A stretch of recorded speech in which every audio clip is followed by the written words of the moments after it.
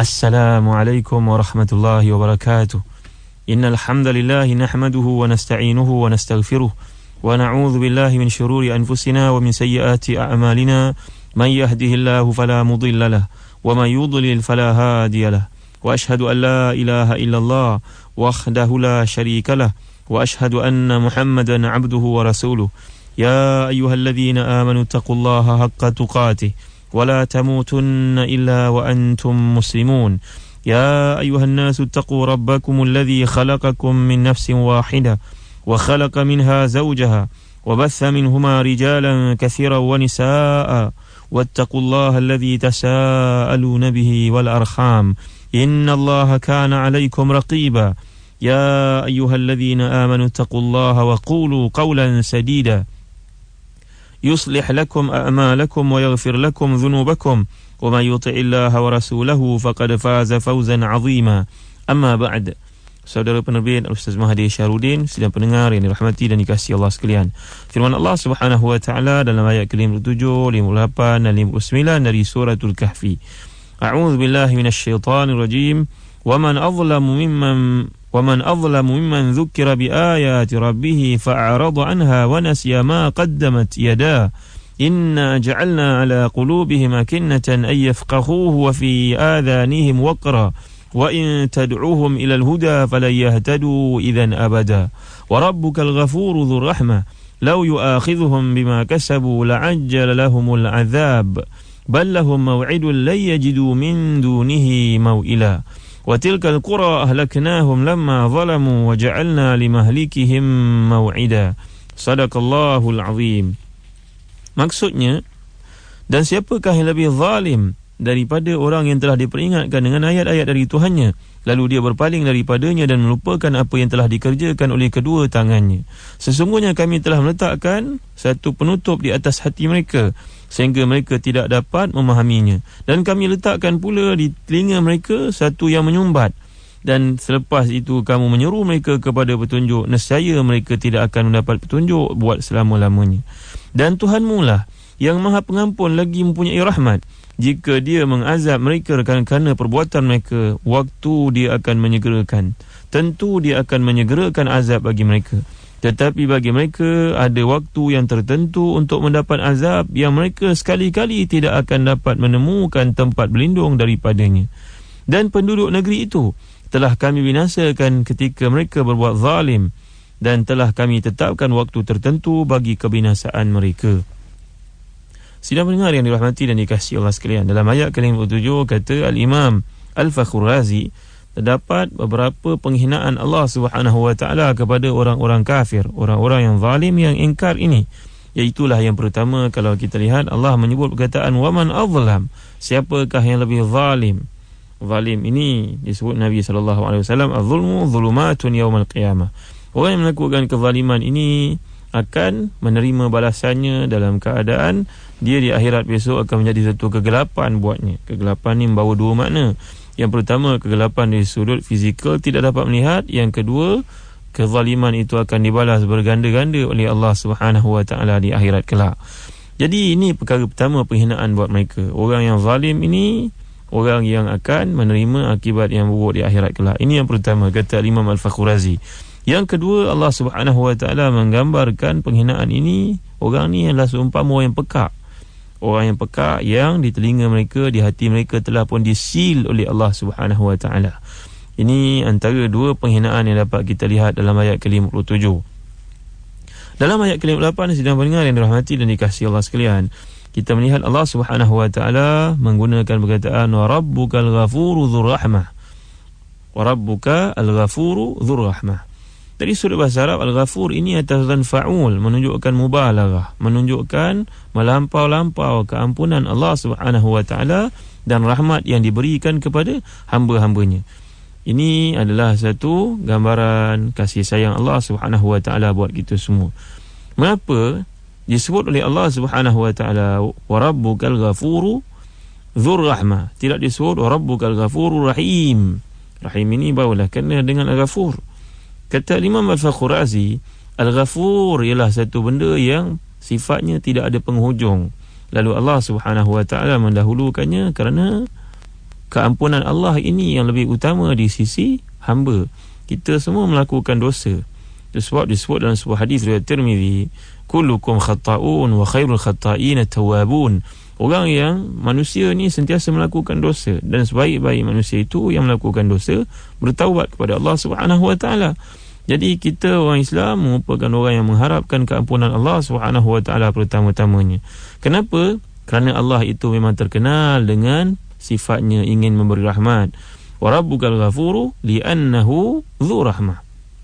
Kerana Allah Subhanahu wa taala itu sendiri memiliki rahmat yang maha luas. Kata Al-Imam Al-Fakhrazi, "Lau yu'akhidhuhum bima kasabu la'ajjala lahumul azab." Kalaulah Allah Subhanahu wa taala hendak mengenakan azab kepada mereka, dia boleh segerakan. Ya, Allah Subhanahu wa taala tidak akan menangguh-nangguhkannya. Kalau kita lihat ayat ini mempunyai kaitan yang langsung dengan ayat ke-45 dari surah Fatir, iaitulah firman Allah Subhanahu wa taala, "A'udzubillahi minasyaitonir rajim. Walau yu'akhidullahu an-nasa bima kasabu ma taraka 'ala dhahriha min dabbah, walakin yu'akhiruhum ila ajalin musamma. Fa idza jaa ajaluhum fa innallaha kana bi'ibadihi basira." Dan kalaulah Allah Subhanahu wa taala mengira kesalahan manusia serta terus menyeksa mereka disebabkan amal-amal jahat yang telah mereka kerjakan, tentu Allah tidak akan meninggalkan di muka bumi ini satu makhluk pun yang akan bergerak, yang akan menata jalan. Tetapi dia tidak akan bertindak dengan serta-merta, bahkan dia memberi tempoh kepada mereka hingga satu waktu yang tertentu. Kemudian apabila sampai tempoh yang telah ditetapkan itu, maka Allah akan balas masing-masing dengan adilnya, kerana Allah ini maha melihat keadaan hamba-hambanya. Jadi sidang pendengar yang dirahmati dan dikasihi Allah sekalian, telah kita lihat hujah alasan bagi mereka yang menolak Islam zaman berzaman. Mereka ni mempertikaikan, kamu menceritakan tentang Tuhan kamu maha berkuasa, mengapa kami tidak diazab olehnya dalam keadaan kami engkar pada kamu? Ini merupakan satu soalan yang bersifat tradisi, ditanya oleh golongan yang engkar di masa ke semasa. Dan sidang pendengar yang dirahmati dan dikasihi Allah sekalian, bila kita lihat ayat yang ke-58 berkata, Tuan Guru yang mulia yang pernah mengajar saya semasa di bumi Syam dahulu, Syekh Dr. Nuh Ali Salman Al-Qudha, dan beliau menulis beberapa buah kitab, antaranya Lam Taghib Syamsuna Ba'du, matahari kita belum lagi terbenam sebenarnya. Satu buku yang menampakkan sifat optimisme seorang ulama Islam yang ikhlas supaya orang Islam tidak berputus asa. Beliau menjelaskan antara sikap orang-orang Arab di negara Arab sana, mereka ni cukup suka mengatakan bila mereka melakukan dosa, innallaha ghafurur rahim, Allah SWT ni maha pengampun lagi maha penyayang. Lagi-lagi itu hujah yang digunakan. Berkata Syekh Dr. Nuh Ali Salman Al-Qudha dalam kitabnya itu Lam Taghib Syamsuna Ba'd, dia berkata ini satu fakta yang salah, yang perlu diperbaiki, diperbetulkan. Kerana lazimnya masyarakat sentiasa menjadikan hujah Allah ini maha pengampun, maha penyayang, dan sebab itu kita boleh sentiasa melakukan perkara-perkara maksiat. Apakah benar? Jawapannya salah. Kerana Allah Subhanahu wa taala menyebut dalam surah Al-Maidah ayat ke-98, A'udzubillahi minasyaitonir rajim, i'lamu annallaha syadidul iqab wa annallaha ghafurur rahim. I'lamu annallaha syadidul iqab wa annallaha ghafurur rahim.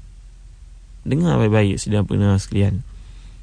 Ketahuilah bahawa Allah Subhanahu wa taala itu maha dahsyat hukumannya, dan Allah Subhanahu wa taala maha pengampun lagi maha penyayang. Bila kita lihat ayat ini, kata Dr. Nuh Ali Salman Al-Qudha, kita perlu memahami di mana berlaku takdim kepada inzar dan takhir kepada bashir, kepada benda sifat tabsyir, benda-benda yang menampakkan penghargaan, targhib, benda-benda yang menampakkan kasih sayang Allah dikemudiankan, dan didahulukan satu gambaran tentang ganasnya, dahsyatnya siksaan Allah SWT. Bila kita memahami ayat ini sebagaimana golongan salaf memahami ayat ini, Masya Allah, hebatnya, kata Dr. Abdullah Ain Al-Qarni, kalaulah orang-orang awam yang melakukan istihanah, benda yang memandang istighfaf, yang mempermain-mainkan, apa istilah yang boleh kita gunakan, yang memandang enteng, memandang mudah melakukan maksiat kepada Allah SWT dengan alasan Allah maha pengampun, maha penyayang, betul, tidak dinafikan. Tetapi tahukah anda bahawa Allah SWT mengingatkan kita kena usahakan bersungguh-sungguh Kemudian barulah kita berserah kepada Allah Subhanahu Wa Taala, minta keampunannya. Bukan daripada awal kita melakukan maksiat kemudian kita beranggapan Allah SWT akan mengampunkan kita. Ini satu tanggapan yang perlu diperbetulkan. Juga perkara yang sama dijelaskan oleh Dr. Salah Abdul Fattah Al-Khalidi dalam kitab yang bertajuk Taswibat, beberapa pembetulan terhadap ayat Al-Quran Al-Karim kepada golongan yang jahil yang beranggapan bahawa pengampunan Allah SWT ni berlaku untuk semua orang. Memang untuk semua orang, untuk orang beriman sekalipun, tetapi hendaklah kita sedar bila Al-Imam An-Nawawi menyenaraikan dalam kitabnya Riyadhus Salihin menceritakan orang yang terakhir masuk syurga. Di kalangan orang-orang yang masuk neraka, orang beriman yang bila dia masuk syurga nanti keadaannya Allah berapa lama, berapa ahqab. Jadi disebut oleh Allah SWT dalam surah An-Naba, labithina fiha ahqaba, duduk dalam neraka ni berhukup-hukup. Dulu pernah kita bincangkan ketika membahaskan juz amma. Hukup ni kata Sayyidina Ali karamallahu wajhah, sekurang-kurangnya 80 tahun satu hukup. Satu hukup yang dimasukkan itu sekurang-kurangnya 80 tahun umur dunia, dan setengah pandangan menunjukkan 100 tahun. Bayangkan kalau ahqab yang digunakan oleh Allah SWT, plural di situ. Jadi muslim-muslimat yang dirahmati dan dikasihi Allah sekalian, ini satu kefahaman yang penting. Bila kita lihat Allah SWT menyebut Rabbukal ghafuru dzur rahmah, Allah SWT mengampun, memiliki rahmat yang luas untuk orang yang bersungguh-sungguh berusaha, bukan untuk orang-orang yang melakukan istighfaf, orang istihana, mempermain-mainkan, memperleceh-lecehkan, kemudian nak mengharap rahmat Allah Subhanahu Wa Taala. Bukan begitu maksudnya. Maksudnya adalah orang beriman yang bersungguh-sungguh kemudian berserah kepada Allah SWT selepas usaha dilakukan untuk mentaati Allah dalam segenap aspek kehidupan. Seterusnya muslim-muslimat yang dirahmati dan dikasihi Allah sekalian, kita lihat ayat ke-59. Sebelum itu ayat ke-58 kita lihat balahum mau'idul la yajidu min dunihi mau'ila. Mereka ini telah ditentukan satu waktu oleh Allah Subhanahu Wa Taala, bila sampai waktunya nanti mereka tidak ada pilihan untuk melari diri daripadanya, melainkan kena menghadapinya. Mau'il ini sama dengan perkataan malja ataupun mafar. Bila mereka ini dah ditentukan waktu untuk menghadapi azab tersebut, maka tidak ada yang dapat menghalang mereka. Menurut satu pandangan yang dikemukakan oleh Syekh Muhammad Ali As-Sabuni dalam kitab tafsirnya Safatut Tafasir, ayat ini merujuk bukan sahaja di akhirat, malahan di dunia. Di dunia umat Islam pada hari ini melihat mereka diperkotak-katikkan oleh musuh-musuh mereka. Tetapi kemenangan Islam ini adalah satu benda yang pasti. Bila umat Islam nanti akan menang, maka orang-orang kafir akan dihukum dan dikenakan hukuman qasas, hukuman bunuh balas terhadap kezaliman mereka terhadap umat Islam.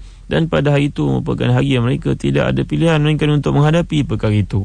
Dan perkara seperti ini telah berlaku sebelum kita, iaitu pada waktu pembukaan kota Mekah, kata Syekh Muhammad Ali As-Sabuni. Dan Syekh Jamaluddin Al-Qasimi dalam kitabnya Mahasinut Ta'wil juga menjelaskan perkara yang sama. Bila Allah Subhanahu Wa Taala menetapkan kemenangan untuk umat Islam, maka Nabi SAW dan para sahabat membuka kota Mekah. Dan pada waktu itu musyrikun di Mekah ini yang selama ini memerangi Nabi SAW tidak ada pilihan, terpaksa menghadapi waktu yang pahit itu. Dan di kalangan mereka beramai-ramai masuk Islam. Sebahagiannya telah dijatuhkan hukuman bunuh oleh Nabi SAW kerana kerasnya kepala mereka untuk tetap menentang Islam, walaupun Islam sudah datang untuk pembukaan kota Makkah. Dalam ayat ke-59, sidang pendengar yang dirahmati dan dikasihi Allah sekalian, wa tilkal qura ahlaknahum lamma zalamu wa ja'alna limahlikihim maw'ida. Dan penduduk negeri itu telah kami binasakan ketika mereka berbuat zalim, dan telah kami tetapkan waktu tertentu bagi kebinasaan mereka. Ini walaupun ayat ini diturunkan oleh Allah Subhanahu Wa Taala pada zaman sebelum kita, tetapi ia tetap juga akan berlaku bila mana manusia pada hari ini engkar dan menolak segala yang ditetapkan oleh Allah Subhanahu Wa Taala. Dalam satu hadis yang diriwayatkan oleh Al-Baihaqi dan At-Tabarani, Nabi SAW telah mengingatkan kita, sabda baginda, kaifa antum idza waqa'a fikum khamsun wa a'udzu billahi an tudrikuhunna au taqa'u fikum. Nabi SAW telah bersabda, bagaimanalah kamu satu masa nanti bila berlaku pada kamu 5 perkara. Aku pohon kepada Allah Subhanahu Wa Taala supaya perkara tersebut tidak berlaku, tidak menimpa kamu waktu kamu hidup, maknanya kamu dah mati baru berlaku peristiwa ni. Peristiwa pasti berlaku. Yang pertama, Nabi SAW menyatakan, ma zaharatil fahishatu fi qaumin qat yu'malu biha fihim alaniyatan illa zahara fihim at-ta'un wal awja' allati lam takun fi aslafihim. Tidak akan berlaku tersebarnya perkara-perkara yang namanya fahisyah, perbuatan-perbuatan zina, melainkan akan menimpa orang yang melakukan zina itu penyakit-penyakit yang tidak pernah berlaku pada zaman mereka. Yang kedua, Nabi SAW menyatakan, wama mana'u az-zakata illa muni'u al-qatr walaula al-bahaim lam yumtaru. Dan mereka ini tidak akan menolak, tidak akan lokek untuk mengeluarkan zakat, melainkan Allah Subhanahu Wa Taala akan kenakan kepada mereka satu kemarau yang berpanjangan. Dan kalaulah tidak kena binatang-binatang ternakan, tentulah mereka tidak akan diberi setitis air pun daripada langit. Kemudian yang ketiga, wama bakhisa qaumun al-mikyal wal mizan illa ukhizu bis-sinin wa shiddatil mu'nah wa jawri sultan. Tidaklah sesuatu golongan itu apa istilah yang boleh kita gunakan, mengurangi timbangan, menganiaya dari sudut perniagaan, melainkan Allah Subhanahu Wa Taala akan kenakan ke atas mereka ini satu kehidupan yang sempit, inflasi dan kezaliman pemerintah. Wala hakama umara'uhum bighairi ma anzalallah illa sallata alaihim aduwahum fastanqadhu bi ba'dhi ma fi aydihim.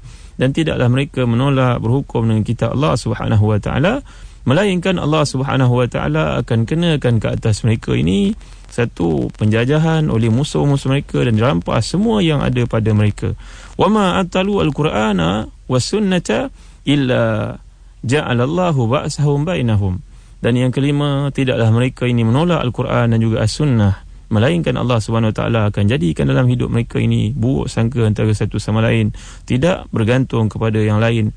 Apa istilah yang tepat untuk kita gunakan, iaitu mereka ni akan sentiasa berkelahi antara satu sama lain, perang saudara berlaku antara satu sama lain. Orang Islam tidak mempercayai antara satu sama lain dan lebih percaya kepada orang bukan Islam.